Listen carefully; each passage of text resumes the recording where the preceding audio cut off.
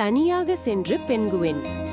பனியால் மூடப்பட்ட அந்த நிலத்தில் பெண்குவின்கள் எல்லாம் ஒரே கூட்டமாக இருந்தன. கூட்டத்தில் இருந்தால் பாதுகாப்பு, தனியாக சென்றால் ஆபத்து. ஆனா ஒரு பெண்குவின் மட்டும் வேற மாதிரி நினைத்தது. எல்லாரும் போகும் பாதை என் பாதையாக வேண்டுமா? அது மெதுவாக கூட்டத்திலிருந்து விலகியது. பனி அதிகம், காற்று கடுமை, பயம் துணை இல்லை.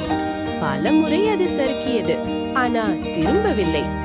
தூரத்தில் ஒரு கடல், அங்கே மீன்கள் அதிகம். போட்டி இல்லை, பசி இல்லை. அப்போது அது புரிந்து கொண்டது, தனிமை தண்டனை இல்லை, நம்பிக்கை இருந்தால் அது ஒரு வாய்ப்பு. கூட்டம் பாதுகாப்பு கொடுக்கும், ஆனால் திசை காட்டுவது துணிச்சல். எல்லாரும் போகாத பாதையில் போகும் ஒருவன் தான் புதுசா ஏதாவது கண்டுபிடிக்கிறான். தனியாக நடக்க துணிச்சல் தரும் கதைகளுக்கு சப்ஸ்கிரைப் பண்ண மறக்காதீங்க.